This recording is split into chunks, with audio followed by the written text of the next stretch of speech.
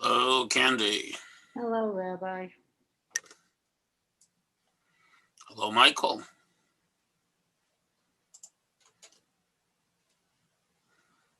Rabbi, what day are you not doing this next week? So Monday. You will not be. Right. So for February, it's no Monday, yes Wednesday, and then in March it goes. It rotates each month.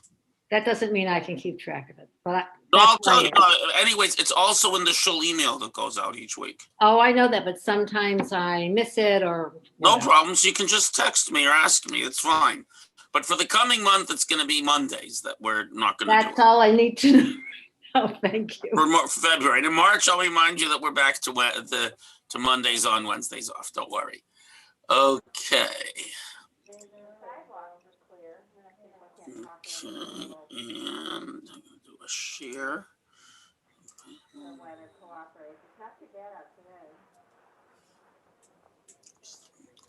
And I already have the, okay, bonk, bonk. Okay, we already have the text up. So, oh, that's weird. Let me just, I just have to log in as B'nai Torah for a second. Give me 1 second. Here we are, B'nai Torah.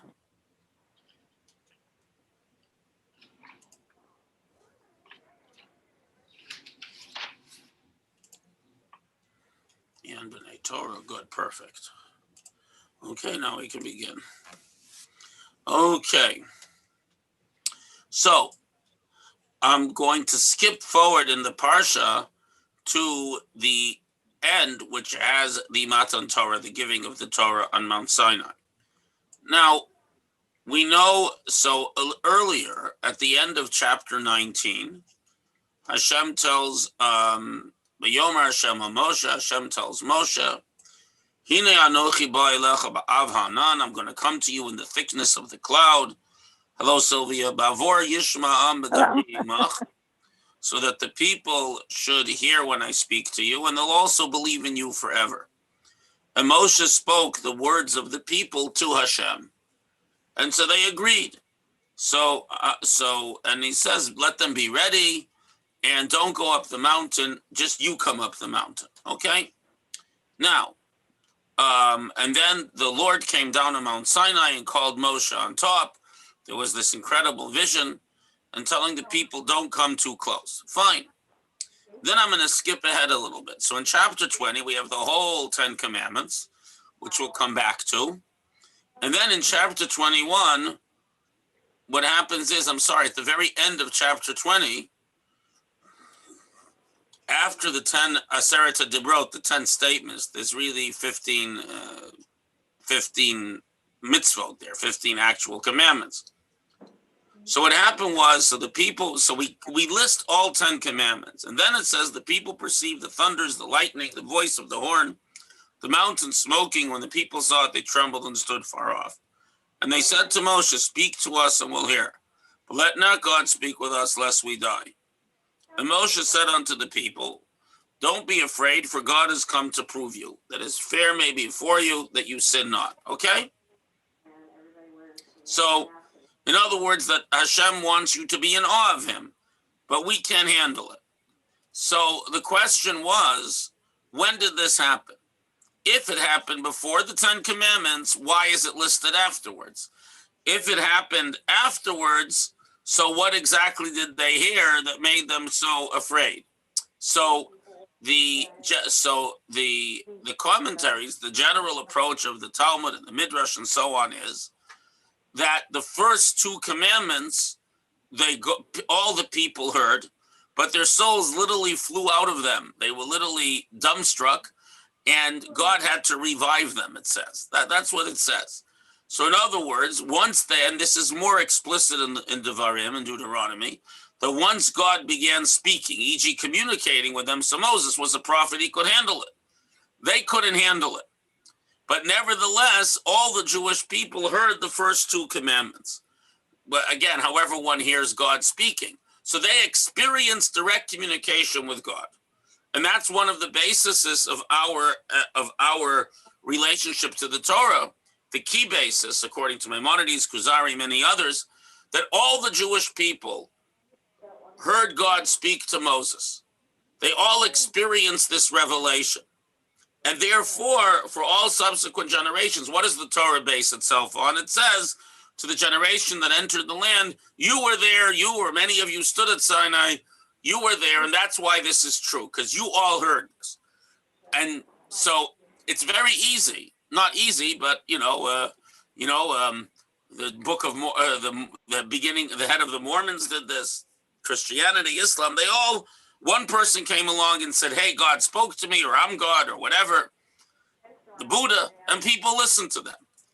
It is relatively doable to convince someone that you're very holy and God spoke to you. But to convince a group of people that they have a tradition that God spoke to their ancestors and an unbroken transmission. So if Jeremiah shows up 800 or 1,000 years later and says, hey, people, you know that God spoke to your ancestors, say, I never heard that from my grandmother. What are you telling me?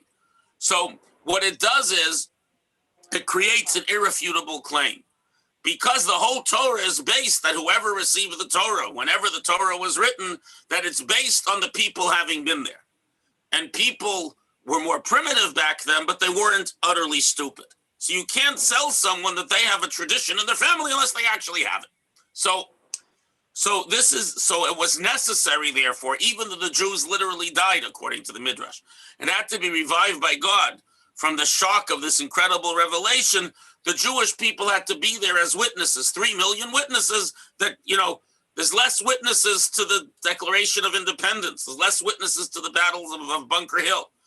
3 million people had to hear and see that God speaks to them, even though it was very difficult for them. Afterwards, the rest of the commandments have been given by God to Moses. That's where the people say, you speak to God, and then we'll speak to you.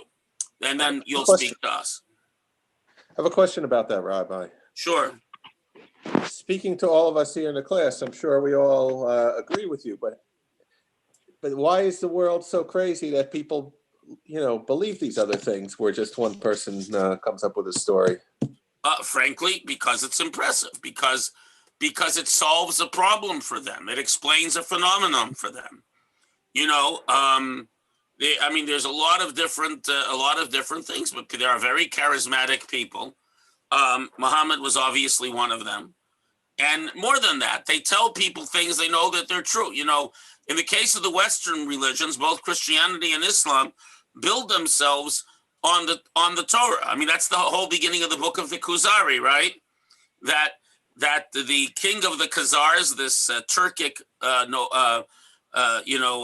barbarian tribe, they're pagans. He wants a new religion. So he invites a Christian and a Muslim and a Jew to speak.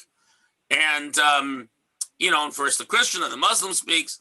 Then he asks them, we know the other two are wrong, but which is less wrong? So he says, well, it would have to be the Jews because God superseded the Old Testament and we have a new one, but still the Old Testament represents, something about how God communicated with man, just the rules changed. And the Muslims say, well, the Christians believe this and that about the divinity of Jesus and so on, but we believe in one God, and we believe that this was transmitted by God to Abraham, even though they reject the Torah as authentic. So who's more right, the Christians or the Jews? The Jews.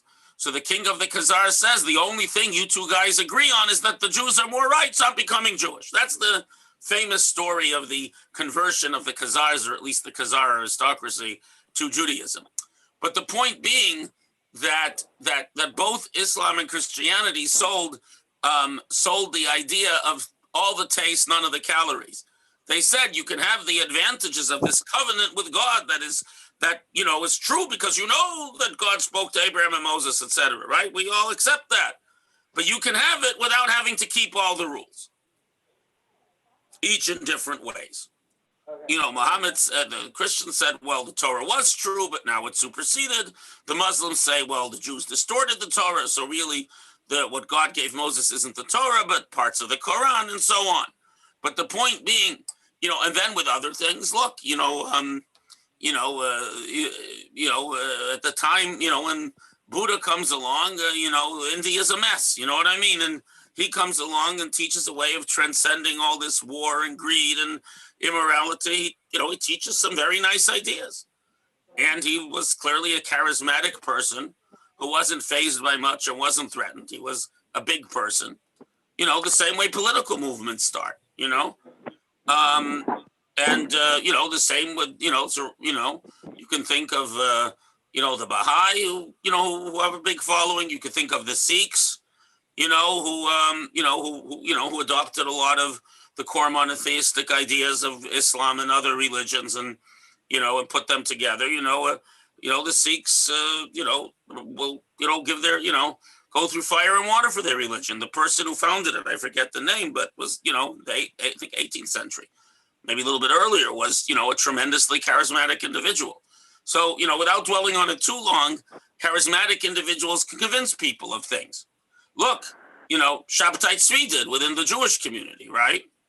But that's separate from the idea that there's an experience that everyone shared. And more than that, it wasn't even a vision. It was words. It was ideas. For everyone to experience the same vision, you can have mass hysteria. But for everyone to hear exactly the same words, 2, 3 it's 4 or 5 complicated sentences, and to hear exactly the same thing and to compare notes afterwards is extremely unlikely. Again, if you try to sell this, if I say God spoke to me, you might listen to me. If I told you God spoke to your great-great-grandmother and it's part of your family tradition, you'll tell me I never heard such a thing. That's why the Torah is a highly inconvenient tradition if you want to make it up. And that is why God had to speak to the Jewish people. Because the Jewish people, over the next 3,500 years almost, a lot of people are going to try to do everything, including threaten to kill them, to get them to abandon their religion. So there has to be a very, very strong place where a Jew is able to say, as Avram did, the whole world says X and I say Y, and nevertheless I know I'm right, even though the whole world disagrees with me. And there's a very famous story about that I'll conclude with that relates directly to this issue with Rabbi Yonasan Eibeshitz. Rabbi Yonasan Eibeshitz was the rabbi of what was then one of the greatest Jewish communities in Europe, the triplet cities, the tri-cities of Altona, Hamburg, and Wandsbek. This is in the north of Germany. It was like an independent city-state, and it was very wealthy, and there were a lot of Jews there. And they had, some of their rabbis were very, very great people. So the Yonasan Eibeshitz came to be the rabbi in Ahu. But before he became, that's the acronym for the 3 cities in Hebrew.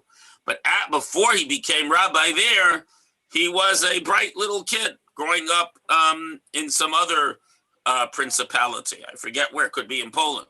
At any rate, the local duke heard of this prodigy. He was like 7, 8 years old and already a math prodigy and knew much of the Talmud. One of these genuine, once in 100-year geniuses. So he asked Rabbi Yonasan, Rabbi Yonasan was a very interesting person. He has this whole thing about the Tower of Babel as a spaceship and so on. And he lived in the 18th century, so you got to give him a lot of credit. But at any rate, Rabbi Yonasan Eibeshitz, the Duke, asked his father, who was a rabbi or leader in the community, send me your son, but let him come alone. So this little boy comes to this palace, and it's quiet. There's no one there. The gardens and the paths are empty. The door of the palace is closed, and there's absolutely no one there. So the little boy looks up at the palace, smiles, walks in through the door, which was open, climbs up one flight of stairs, makes a left turn, goes up another flight of stairs, makes a right turn, and knocks on the door. And the Duke opens the door. So he says to him, how did you know how to find me? He says, it's very simple. You're a very important Duke. And it's not normal for an important Duke not to have all kinds of attendants and servants and guards around. So clearly you were trying to test me. But if you were testing me, you must have been looking. So I looked to see which curtain was pulled aside a tiny bit, and I figured out that was the room you were in. So the Duke asks him, if so, what happens if there would have been servants? He says, I would have asked them where you were. And what happens, he said, if 5 servants would have told you I'm in one place and a 6th in another, said, well, I'd assume that the sixth one doesn't know as much as the others, and I'd follow the majority. So he says, well, if that's the case, here you are, you're part of a small community of Jews living in a huge community of Christians. Why don't you and your family convert to Christianity? Because clearly the majority says they're right. So the little boy smiles and says, my Duke, once I know where your office is, where your study is, even if 1,000 people told me it was somewhere else, I go straight to it because I know where it is. And it is the same with the Torah because God appeared to all of us. So that's Rabbi Yonasan Eibeshitz as a little boy. And but the parable, the lesson is quite same. By the way, he could also be quiet. He could also be quiet sharp. When he was the rabbi in Ahu, the Duke of Ahu liked him very much. And the court chaplain, every German court had an official priest, was very unhappy with that because he didn't like Jews. That's you. So one day, So one day they're at they're at some kind of state meeting, and he invites Rabbi Yonasan, and they're sitting, they're all sitting around this big table. It may have been a banquet, in which case he brought his own food, whatever. So they're sitting at the table, and the chaplain turns to Rabbi Yonasan and asks him, and in Yiddish, and in German, I assume as in Yiddish, the way you say, what's the difference between, you say, what divides? What divides between a Jew and a dog?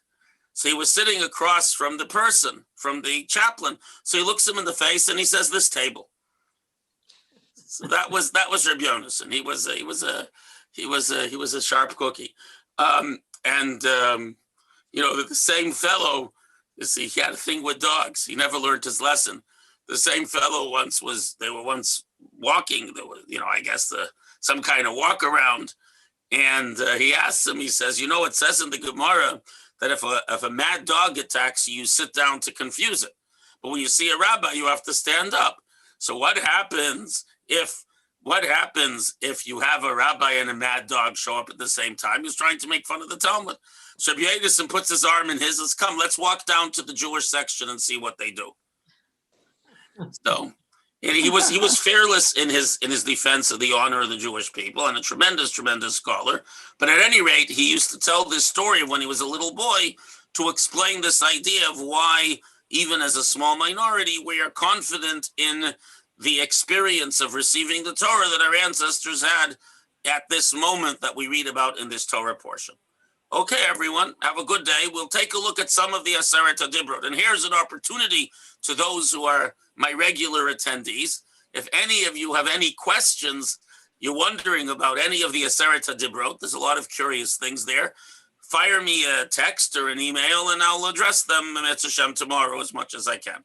Have a great day, everyone. You You too, Rabbi. Thank you. Thank you, Rabbi.